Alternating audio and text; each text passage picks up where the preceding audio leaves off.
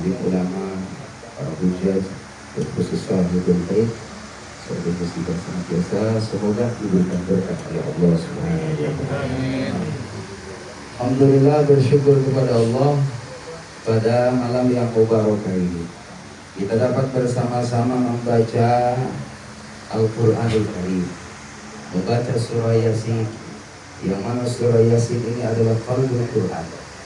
Orang yang hidupnya pengen mendapatkan berkah dari Allah Subhanahu wa taala, usahakan surah Yasin ini menjadikan bacaan rutinitas kita. Dalam satu riwayat, barang siapa yang baca surah Yasin pagi hari, Allah cukupkan rezekinya sampai sore hari. Barang siapa yang baca surah Yasin sore hari, Allah cukupkan rezekinya sampai pagi hari.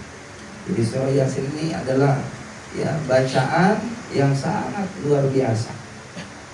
Orang-orang saleh dahulu, orang-orang tua kita dahulu itu selalu mendawamkan baca surah Yasin, bukan hanya malam Jumat saja, tapi usahakan setiap hari jangan pernah tinggal membaca surah Yasin, biar kita mendapatkan berkah dari Allah Subhanahu wa taala. Dilanjutkan dengan membaca kalimatut thayyibah, berzikir kepada Allah Subhanahu wa taala. Orang yang berzikir itu ditenangkan jiwanya oleh Allah. Orang yang berzikir itu akan senantiasa diampuni dosanya, kesalahannya oleh Allah. Orang yang berzikir senantiasa urusannya dimudahkan oleh Allah, urusan dunia, agama, juga akhirat. Makanya zikir bukan hanya waktu di masjid saja, tapi juga di rumah, di kendaraan, di pekerjaan, dimanapun kita senantiasa banyak berzikir. Ala bidzikrillah tatma'innul qulub. Dilanjutkan dengan ujangan siraman rohani. Saya ceramah nggak lama, ikan sepat, ikan gabus, ikan lele.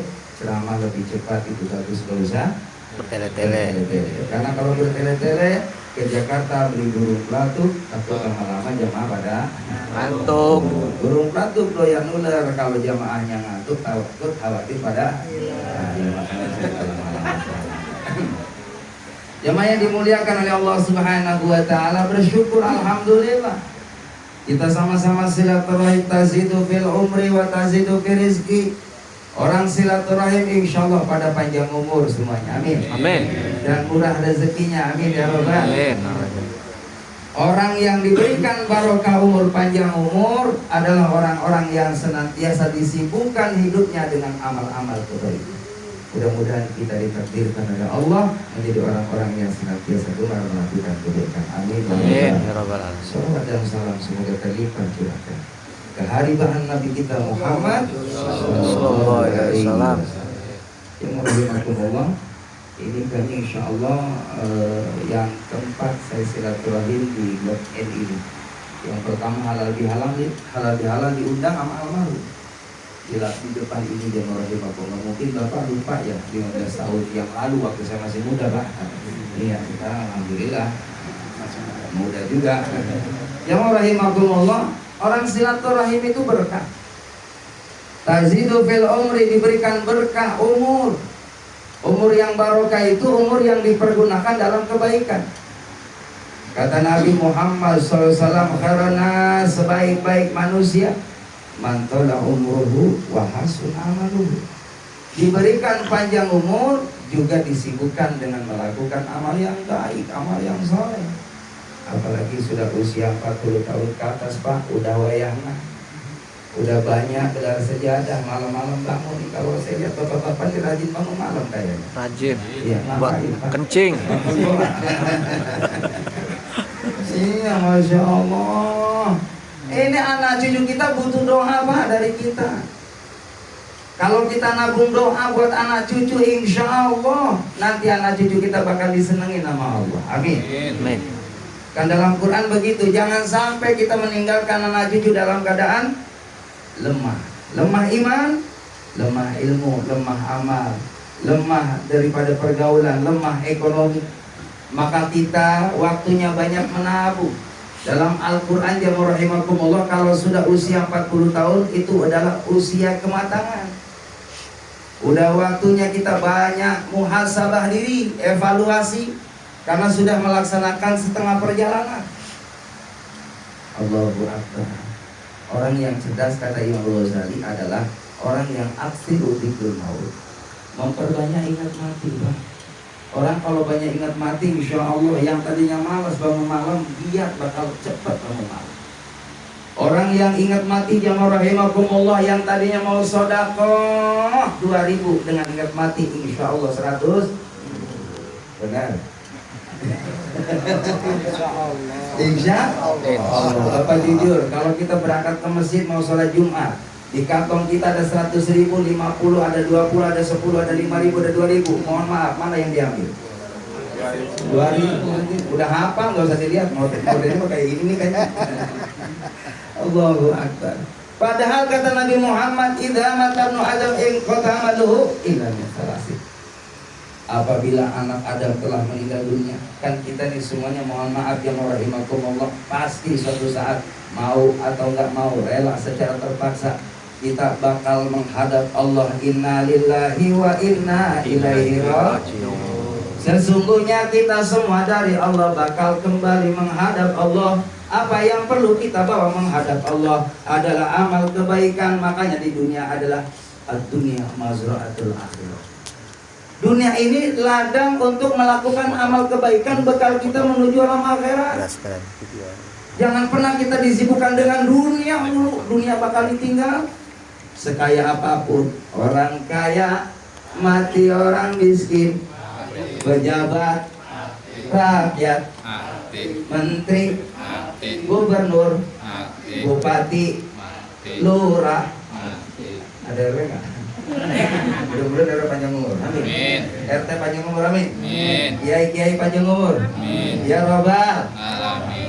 Allahumma tawil umurana fi ta'atillah, ya Allah panjangkan umurku dalam kebaikan. Wasahya jasadana, ya Allah badanku dikasih sehat, karena badan sehat alhamdulillah bisa ibadah dengan nikmat, amin ya Rabbal alamin. Mohon maaf nih Bapak jujur, pilih punya duit 200 juta tapi sakitan dulu, amal sehat. Yang gak punya duit pilih mana? Punya duit tapi sehat. Sama. Punya duit tapi sehat.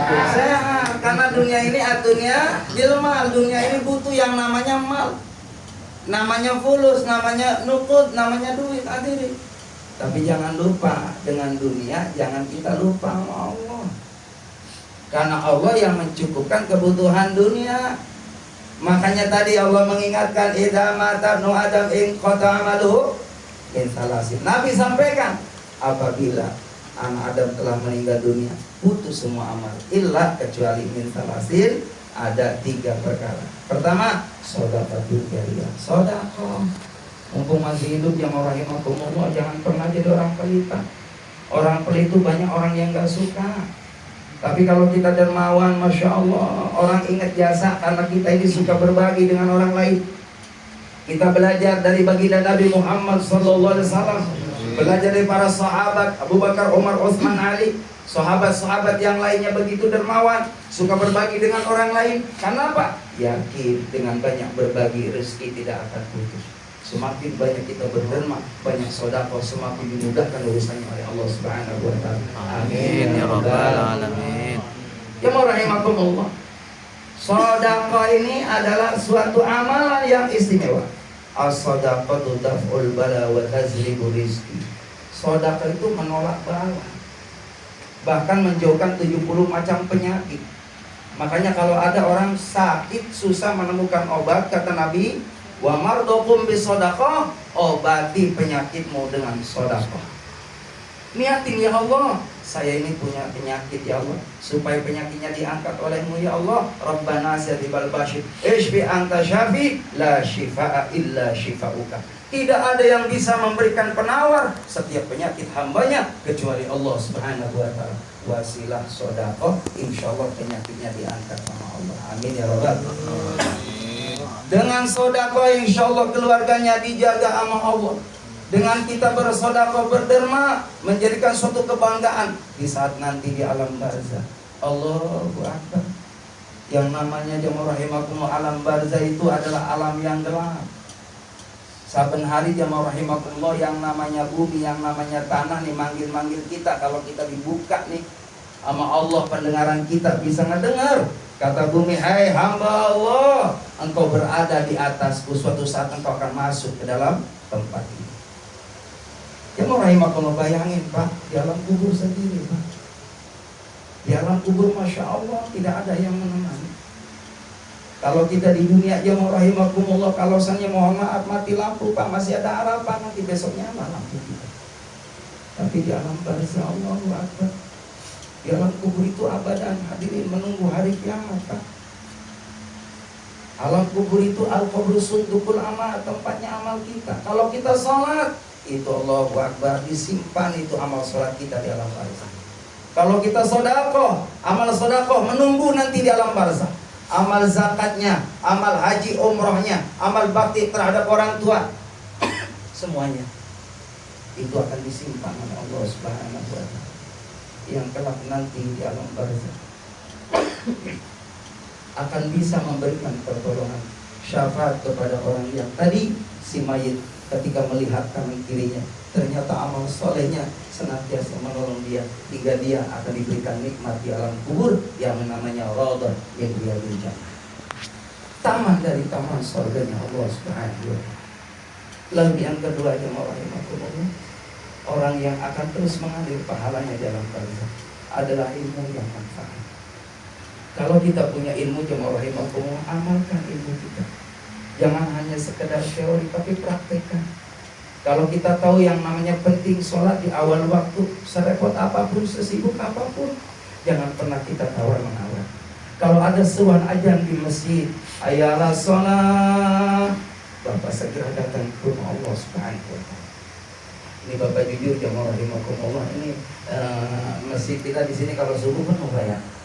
Penuh alhamdulillah ya Allah. Kalau saya saking penuhnya sampai keluar ya Pak ya. Ini yang keluar.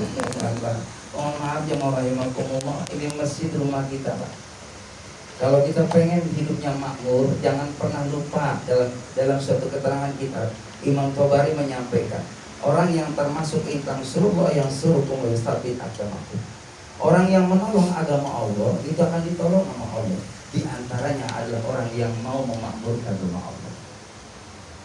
Di sana ada Pak Imam, ada makmum jemaah rahimakumullah. Dalam hadis qudsi, seorang yang datang ke rumah Allah Subhanahu wa Ta'ala, ketika dia bawa dosa, dia mohon ampun di hadapan Allah. Ya Allah, ampuni dosaku ya Allah. Setelah dia pulang dari rumah Allah, mudah-mudahan dia dibersihkan dosanya oleh Allah Subhanahu wa Ta'ala. Ketika dia datang ke rumah Allah, ke masjid, lalu dia minta hajat kebutuhan dunia supaya diberikan kemudahan, kelancaran, maka insya Allah orang yang ahlul ya masjid, orang yang senantiasa gemar memakmurkan rumah Allah, maka segala hajatnya dipenuhi oleh Allah. Amin ya rabbal alamin. Hadirin jemaah rahimakumullah. Lalu yang ketiga adalah anak yang saleh, anak yang mendoakan orang tuanya semasa hidupnya, terus mendoakan orang tuanya. Begitupun sudah tiada, karena mereka orang yang ada di alam barzah tidak lagi butuh materi jemaah rahimakumullah. Mereka orang yang ada di alam barzah butuh doa dari anak cucunya. Maka ketika anaknya dia setiap pada sholat mengangkat tangannya, Rabbi firli wali walidayya warhamhuma kama rabbayani shaghira, maka doa inilah yang menjadikan seorang yang di alam barzah kiriman doa dari anak-anak yang saleh dan salehah, dari cucu-cucu yang saleh dan salehah. Maka ketika orang tadi punya kebaikan di alam barzah, semakin ditambah kebaikannya oleh Allah Subhanahu wa Ta'ala. Ketika orang tadi mempunyai kesalahan dan dosa sehingga mendapatkan siksa di alam kubur, ketika anak cucunya dia kirim doa, maka siksaan itu dihentikan oleh Allah Subhanahu wa Ta'ala. Disuruhkan kepada malaikatnya, wahai malaikatku, hentikan siksaan ini, karena anak cucunya ada yang kirim doa. Maka setiap waktu ketika anaknya kirim doa, maka insya Allah tidak menutup kemungkinan akan dibebaskan siksanya di alam barzah dan mendapatkan daripada nikmat kubur dari Allah Subhanahu wa Ta'ala. Amin ya rabbal alamin. Hadirin jemaah yang dimuliakan oleh Allah Subhanahu wa Ta'ala, kafara bil maut nasih, cukuplah kematian sebagai nasihat buat kita semua. Kita ini semua jemaah rahimakumullah suatu saat tinggal nunggu giliran. Cuman yang namanya kematian itu al-mautu ya'ti baghtatan. Kematian itu datangnya tiba-tiba tanpa konfirmasi hadirin. Enggak dikasih tahu. Kalau Nabi Muhammad beliau dikasih tahu akan meninggal dunia. Begitupun sahabat ada yang diberitahu oleh Allah Subhanahu wa Ta'ala, termasuk Siti Fatimah ketika meninggal dunia dikasih tahu oleh Allah Subhanahu wa taala. Tapi kita ini orang yang awam, manusia biasa aja rahimakumullah, kecuali orang-orang yang khasa, orang-orang yang dipilih oleh Allah Subhanahu wa taala, dia akan tahu tanda-tanda kematiannya dan dia akan menghadap Allah Subhanahu wa taala. Diberitahu oleh Allah Subhanahu wa taala, ini orang-orang yang tertentu di hadapan Allah. Tapi bagi kita yang rahimakumullah, kematian tidak harus orang tua. Kematian tidak harus sakit yang rahimakumullah. Kadang-kala ada orang tuanya sakit berhari, berminggu, berbulan-bulan, ditunggu sama anaknya di rumah sakit yang rahimakumullah. Selesai orang tuanya sehat, keluar dari rumah sakit, ternyata yang nungguin malah yang sehat. Subhanallah, dia lebih awal menghadap Allah Subhanahu wa taala. Maka hadirin jemaah yang dimuliakan oleh Allah Subhanahu wa taala, jangan pernah kita terlena, jangan pernah kita berleha-leha di dunia ini. Mari mempersiapkan amal kebaikan kita di hadapan Allah Subhanahu wa taala.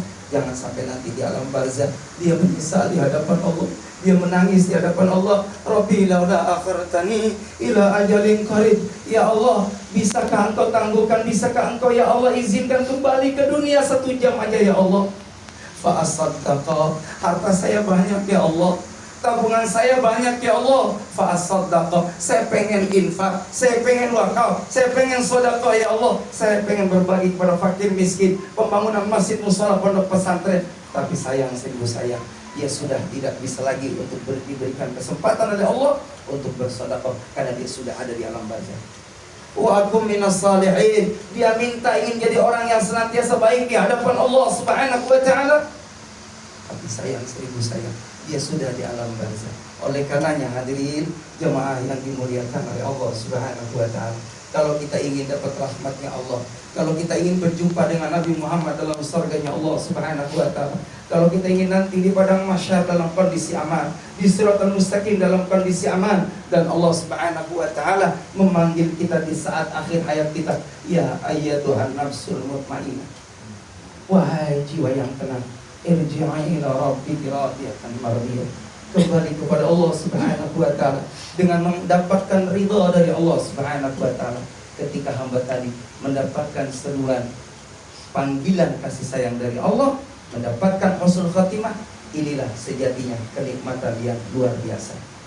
Nikmat yang kecil adalah dunia, nikmat yang sedang adalah kesehatan umur, nikmat yang berharga adalah keluarga, nikmat yang besar adalah nikmat iman, nikmat istimewa adalah nikmat husnul khatimah. Mudah-mudahan kita termasuk orang yang dipilih oleh Allah Subhanahu wa taala di akhir hayat mampu mengucapkan la ilaha illallah Muhammadur Rasulullah. Demikian yang dapat saya sampaikan. Terima kasih. Mohon maaf lahir batin billahi taufiq wal hidayah. Assalamualaikum warahmatullahi wabarakatuh.